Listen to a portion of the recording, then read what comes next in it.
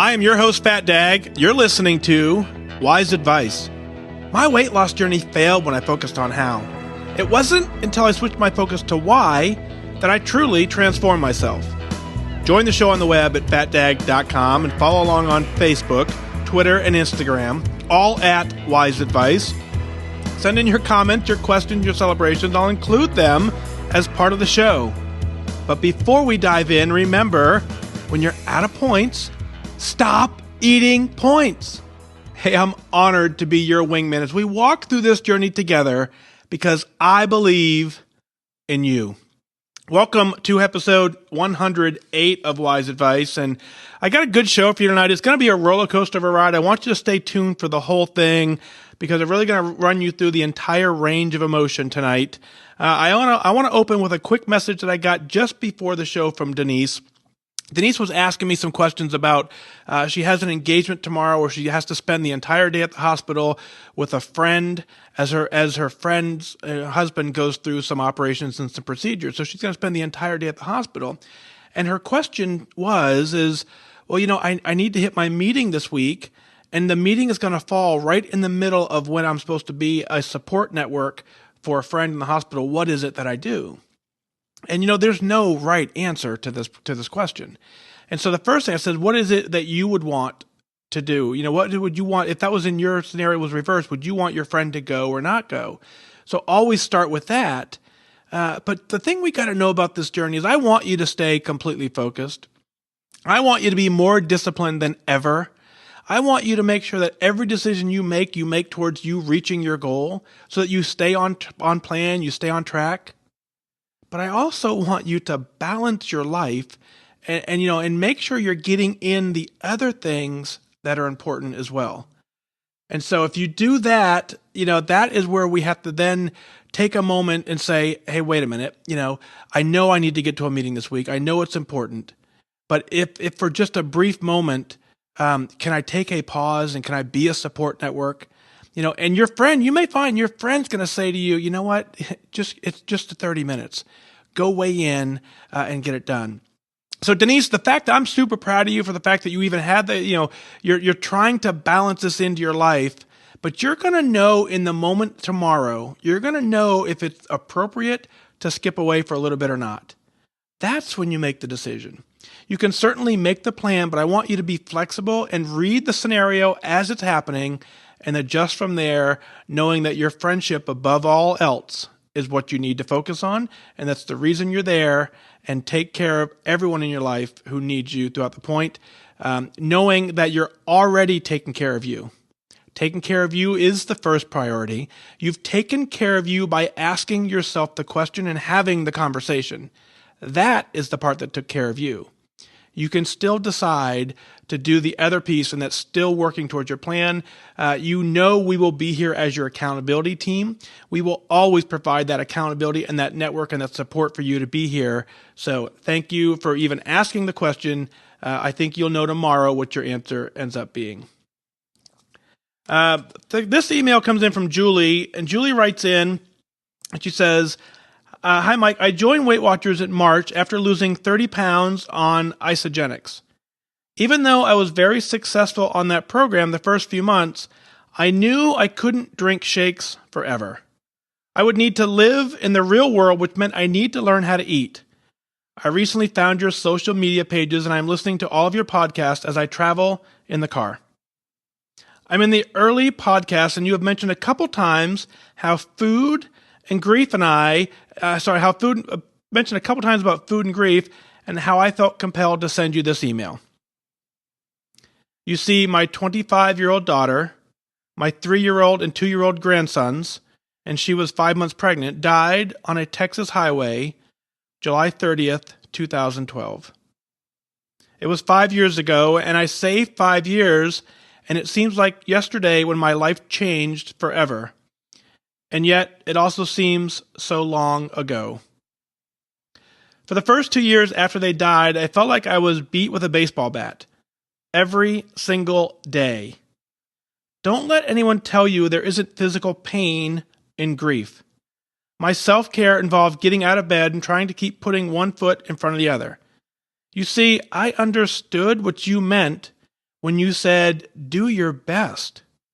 And your best may be different every day. Even doing the simplest tasks were difficult.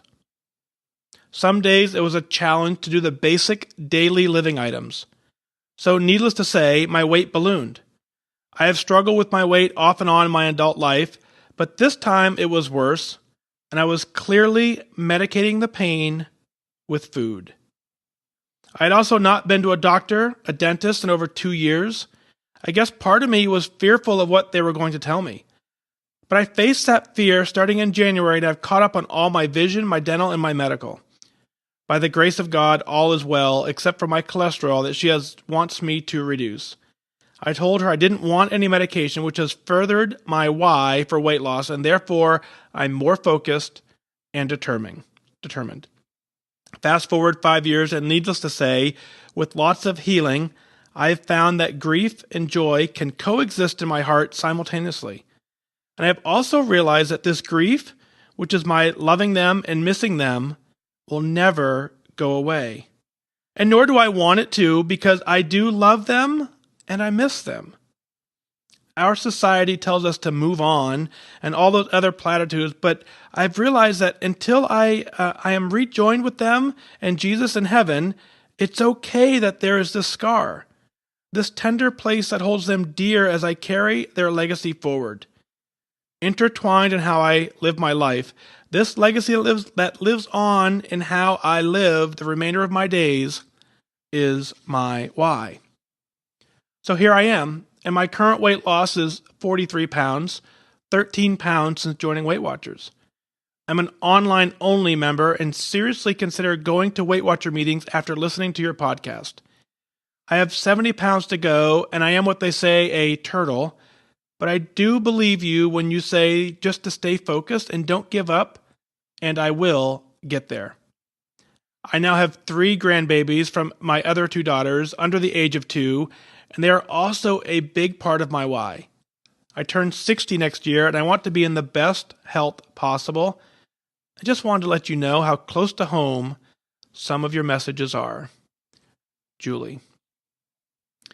Well, Julie, that is completely heartbreaking, and there isn't anything I can say or do to let you know that I truly understand what you're going through. The best I can tell you is that I'm here for you. The best that I can tell you is there's an entire community who's here for you. And I can't even begin to imagine the pain and the grief. And you're absolutely right when you say that doing your best, sometimes getting out of bed, is the best you can do. And that's why I've used that in previous episodes, is because I understand that every single day we have to wake up and we have to assess our day based on the current set of circumstances. And that's how we make all our decisions, and that's how we judge the success of the day. Going what you've gone through and to be at the point you are now, that means that you did your best every single day and you got to exactly where you are right now. My heart continues to break for you and your entire family. I continue to pray for you that you will find the peace and joy. I'm glad to see that you realize that you can find joy and grief and they can both coexist in your heart. I understand that side of it. You're right. And, our society says move on, and as well as I do that, it's not that we want to move on. We can never forget. Grief is absolutely physically painful. That's what, Heidi just reached out on Facebook as I'm reading this to you. She said, yeah, grief is physically painful. And, she felt like her soul was in a million pieces. So that is the community that understands you. So what I want you to do is I want you to find others who are in a similar scenario and work together. I think the meeting room will be a first step towards that. You will be surprised when you get to the meeting room that there can be someone who may be able to relate a little bit to what you've said. Now, as you work on doing your best, I understand, getting to the doctors, all that stuff, your self-care was very, very difficult to do. And as I ask you to do your best, what I want you to do is at some point, as you're doing your best, you will start to recognize that you're back into a routine. And it's not what you used to do. It's a brand new routine because your life is completely different. But when you start recognizing that you're now back into a routine, that is the point when you then say, okay, this is my new normal. This is a piece of me now that's completely different. And now this is what I now will define as normal. And so now from this point, I'm going to pick up the pieces and I'm going to continue to work this journey. I'm not moving on. I'm never forgetting. That is never going to happen. But I can celebrate their life and I can celebrate this by then saying, I'm going to honor them and keep them in my heart as I continue to build my own health and be there for the rest of my family. Your entire family is going through this grief.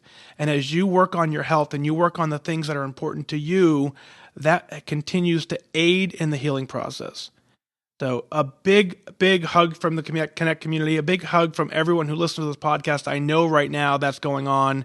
The fact that you're down 43 pounds total, 13 of it on Weight Watchers, that is a huge testament to the fact of your ability to rebound, establish a new normal, honor your entire family, and continue to take care of you. So Julie, again, thank you for your email. Keep in touch. Get to a meeting room. Share your story in the meeting room, and you're gonna find the support network that's out there. And so thank you for that. I gotta pause just for a second because that's as these emails come in, and I don't know what I'm gonna get in my inbox, and clearly, as much of this I'm not qualified to answer. But all I can tell you is that if you've taken the time to write into the show and you've taken the time to tell me what's going on in your life, I'm going to give you the time back to tell you that I hear you and that, I don't have the answer. I can't magically wave this wand for you and fix it. Man, I wish I could. But the fact that you've written in, any of you who write in, the fact that you've written in, because it tells me one thing. It tells me that you're focused on, you want to make a change in your life. No matter where you are in the journey, if you've taken a second to write in to me and ask for my opinion and my advice, it tells me that you're interested and you're in the game and you want to get it done. So, just know that as I go through this, a lot of times I'm not going to have the answers that you're looking for, but I'm going to always offer a big, big hug and be with you as you walk through it. Sue writes in and says, Dear Mike, after listening to you, I decided to write down my why. I could be all idealistic and say that I want to lose weight so I can be around for my 5 kids. I could say that I want to be healthier or that I want to be a good role model. But let's face it, I want to lose weight for a purely vain reason. I want a smoking hot body. I'm almost 64 years old. In the last 18 months, I've lost 60 pounds. My starting weight was 277.8. I'm 5'4", and that's a whole lot of weight for my frame. I've lost on Weight Watchers before. The turning point for me was when I saw a photo of myself with a family, and I couldn't stop counting my chins. In January 1st, 2016 was my starting date. Again, this time, however, I felt a determination that I did not have before. And I was just fed up. I was fed up because the weight made me look older than I was. I was fed up because I just couldn't go clothes shopping and like whatever I saw in the mirror. I was fed up because I couldn't fit into an amusement park rides. I didn't have any energy to even go for a short walk. I was fed up because I was taking 3 blood pressure medications a day. I was fed up because my weight was impacting my marriage. No, my husband never made me feel unattractive. I felt unattractive, and it really impacted the way that I related to him. So on January 1st, 2016, I decided that I did not want to die fat. I wanted to get to a size that I felt attractive in. I want heads to turn again. I joined Weight Watchers online only, and I bought a Weight Watchers scale. I have weighed myself every day since the day that I joined. People keep telling me not to weigh every day, but it keeps me focused and also helps me understand the natural cycle of my body. Well, I was going great guns, and then I reached a 60-pound weight loss. People noticed, people complimented, and I became really complacent. I was feeling pretty good about myself. I had more energy. I could pick clothing off the rack, and I no longer needed my blood pressure meds. But then, little by little, old habits began to creep back. I kept bouncing back and forth with the same 5 or 6 pounds. It was a plateau that I told myself. Then I discovered your podcast. It was like you were talking directly to me. I have decided that I can come up with more excuses than anyone about why I'm not losing weight. I wasn't losing because my husband, who's been battling leukemia for 17 years, he was hospitalized again, or the kids were going through something, or well, anything. The fact is, I know exactly how and when I was overeating. I now know that there can be no more excuses. I know the program works. The reason I was not losing was because I had gone back to an out of sight, also known as not in the tracker, then it doesn't count mindset. Once I heard you say, when you're out of points, stop eating points, the light bulb went off. I am proud to say that I've begun to once again track honestly, and the scale is moving down again. I listen to you multiple times a day just to keep me focused. Thank you for caring about the rest of us enough to talk so honestly to us. I never want to go back to 277.8 pounds. I've currently lost 21% of my body weight. I have a lot of work to do, yet I'm absolutely done with excuses. Sue, wow. A lot of us in this journey, we got to get to a point that we consider and we call rock bottom. You don't have to, but for those of us who finally hit rock bottom, boy, the climb up is exciting. You can recognize rock bottom when you use the word fed up in about 10 times in the same sentence. If you've done that, if you've written your why out and in the middle of your why you say you're fed up and you use the word fed up 10 times, then you've hit rock bottom. The beautiful thing about hitting rock bottom is you can only go up from there. So January 1st for you, that is the day you woke up and you said, I am fed up and I'm making a change. And from this point on, I'm weighing myself daily. Now, as you know, if you follow along, I'm a daily weigher as well. I don't advocate it. It is absolutely difficult for the mind to understand the daily fluctuations. For those who understand the data, it is extremely rewarding, but it messes with your mind. So the fact that you're able to do it puts you on a plane with me where I'm able to get it done as well. But as we know, that it's just difficult to do. But sometimes the data you get, for me, it's relaxing. You know, I can pinpoint my ups and downs with almost certain accuracy, not the actual number, but the direction. I can tell based on what I've eaten in the day if it's going to go up or down. I can tell by how well I tracked if the scale is going to go up or down. Now, we talked about this before, we know that it's absolutely impossible to weigh the same amount for the rest of your life, down to the ounce. You can't weigh the exact same weight for the rest of your life. You also can't go down to zero. You can't lose every single week. Eventually, you get down to 0 pounds. You can't do those two things. So if we know that you can't weigh zero, and we know that you can't weigh the exact same for the rest of your life, we know at some point there has to be a gain in this process. That's what the daily weigher knows. The daily weigher sees those numbers and gets that this is just part of the journey. Those who weigh in weekly, a lot of those ups and downs are kind of hidden by the fluctuations are hidden by a trend line that continues to move down. So keep doing your great job, with your trend line. You're doing fantastic work. Now let's talk about your complacency trap, because I'm proud of you for recognizing it. One thing that's interesting about the complacency trap and our weight loss journey is generally speaking, it takes about 40, depending on your size, right? Depending on where you start, it takes about 40 pounds for the average person who you see daily to be able to recognize enough to comment on your weight loss. And it's closer to 40 to 50 or 60 pound range before someone that you see daily is going to say, wow, are you losing weight? They don't say it at 5 pounds. They don't say it at 10 pounds, because they've been distracted by, they almost don't see you at that point. You're in the same building. You exist obviously there, but they're looking at you, not, looking through you to you, not necessarily at you. So they don't notice you until you're 40 some pounds down. So shortly after that, what happens, you get 40 pounds down, then you get 60 pounds down like you did. That's when the compliments start flooding in. So you start working the journey for weeks and months, and you lose 5 pounds, 10 pounds, 50 pounds. No one says anything. 20 pounds. No one says anything. 30 pounds. No one says anything. 40 pounds. No one says anything. You start to get to the point where you're frustrated because you're looking for those accolades, right? Then all of a sudden you hit 60 pounds down. Boom. The floodgates open. It's, wow, you look great. You look great. You feel great. And you recognize it. That is when the complacency trap is the strongest, because that's the point. That was the feeling you've been looking for since you started this journey, and it comes in the middle of your journey that you're doing fantastic work. You have more energy. You can pick clothes off the rack. You're usually off some medication.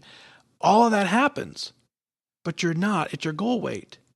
If you look back at your why, you were absolutely fed up that you didn't like the way you looked in a photo, that you just didn't have the energy. You looked older than you were. You just couldn't go clothes shopping. A lot of that still exists middle of your journey. So you're getting all the accolades, but you're still in the back of your mind, you're fed up. And that's when you read your why. That's when you read it again. You say, oh yeah, I'm not done with this journey. And then when you discovered the podcast, it said you felt like I was talking directly to you, and I was, and I wanted to get you out of that complacency trap. And I wanted to let you know that just like this program works. The program absolutely works for every single person who's able and willing and wants to follow it. And as you do that, you continue to have success. You will never, ever go back to 277 pounds. You understand how miserable you were at that point. You've written it down. You're going to continue to recognize it. You understand now what the complacency trap looks like. You recognize how to beat it. You recognize how to get out of it. And the last piece I want to tell you is, if you want a smoking hot body, it's theirs to have. It's yours to have, And so the thing about that is there is a piece of this journey that relies on your ability to love yourself, and it relies on your ability to be a little bit vain. And so I don't call it vanity. I call it proud. If you're 277 pounds and you get down to a point where you have a smoking hot body, you need to be proud of that. Every person on the planet needs to see that, and so you need to celebrate that. The vanity, as people get jealous of you continue to say how good you look, and people don't like that and they call you vain. Generally speaking, it's not the fit people at the gym that are saying that. Fit people in the gym don't walk around looking at other people in the gym who are fit and say, man, you look too fit, you need to knock it off. That's not what those fit people do. So a vanity mindset plays into this, and you got to have a little bit of a chip on your shoulder, and you got to be a little bit vain to appreciate all the hard work, and that is what keeps you from giving it back. Keep that in mind.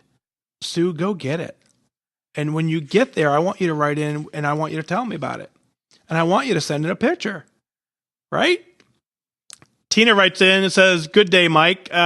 This is Connect member Ashmore Mom at Home from Tina from episode 82.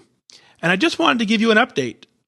With continued focus, I have earned my 10% charm. I am super excited to continue on and get to goal. I walked into a Weight Watcher meeting room in mid-February 2017, but truly, I did not start tracking till the last week in April, which happens to be when I found your podcast. Tracking is the key for me, and of course, stop eating points when you're out of points. But I did want to share that there have been weeks that I've started to feel discouraged when I have stepped on the scale to see a small loss week after week. 1 to 1.5 pounds max. But then I remembered a few things. This is my journey. I cannot compare my loss to the other members at the meeting. I am proud that I'm getting blue dots daily, usually miss about 3 dots a month, but I've had blue dots every day since July 17th. My trend line is going down. I am learning to fuel my body when hungry and not for the other reasons. I am committed to my why, and I will be at goal in the next year, and that timeline is okay. I am still enjoying my chips, but I've switched to baked or air pop chips only, and I weigh them with my digital food scale. I'm making it work with my points this time. The attendance goal for exercise is a daily battle of mind, a battle of the mind for me, but I'm also working hard to focus on my attendance goals for the gym during the work week and looking for fun family outings like hikes, kayaking, biking, etc. on the weekends. And since we live just outside of San Antonio, we can be outside well into November, some years even December. The podcast continues to be on during my morning commute to work every day. Thanks for all that you do in sharing others' stories and in a way that continues to uplift and give us the knowledge that we can overcome the current battle that we are struggling with. Tina, great work here. And so, folks, what I want to just take a second here, if I featured your story on an earlier podcast, just like Tina did, write in and give us an update. And so Tina comes in from episode 82, lets us know that since then, she's now continued to move on, and she hit her 10%.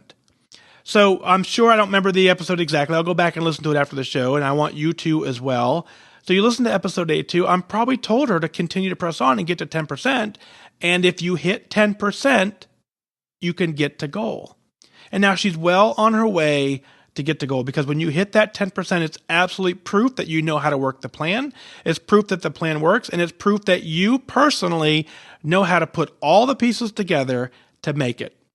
It knows how you know how to get past the struggle. You know how to get past a little bit of complacency. You know how to weigh your food. You know how to measure. You know how to do all that stuff and continue on to get 10%.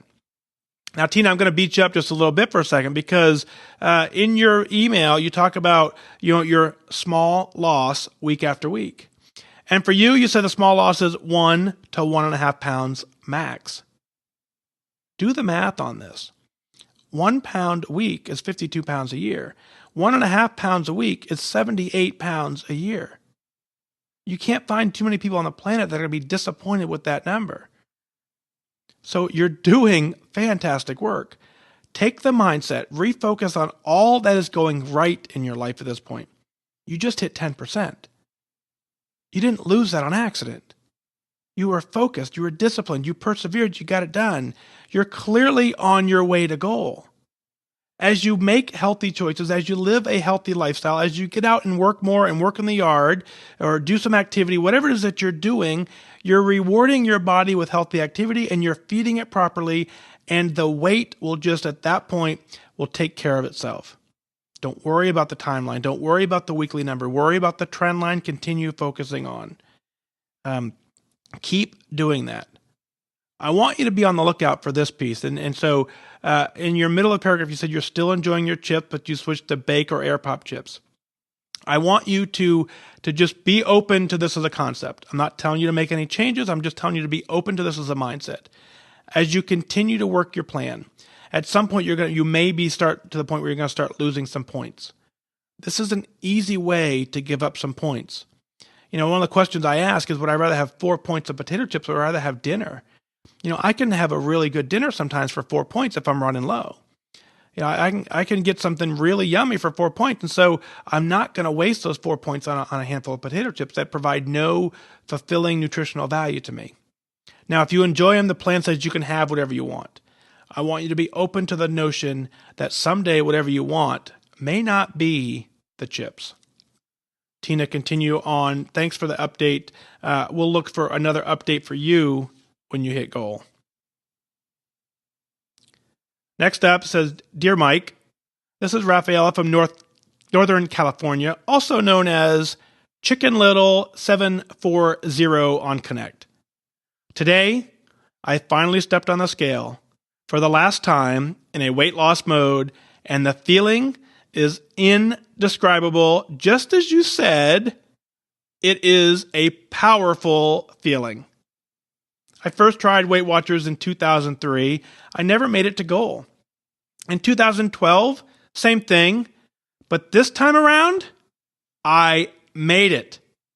I'm a big fan of your podcast. I want to thank you for everything that you do. Your podcast and my coach, who is also my leader, have helped me to get off of the complacency train. I've been complacent for 2 long years, but that is over now. I plan on maintaining this weight for the rest of my life. I am now a size 4, and I am so happy. And there's like 1,300 exclamation points after the word happy. Thanks again. A big hug, Chicken Little. Congratulations. This was one of those things on Connect today. That was the highlight of my day spending on the internet, is when this popped into my feed. Man, I smile from ear to ear. As you and I have been together working this plan for a little while.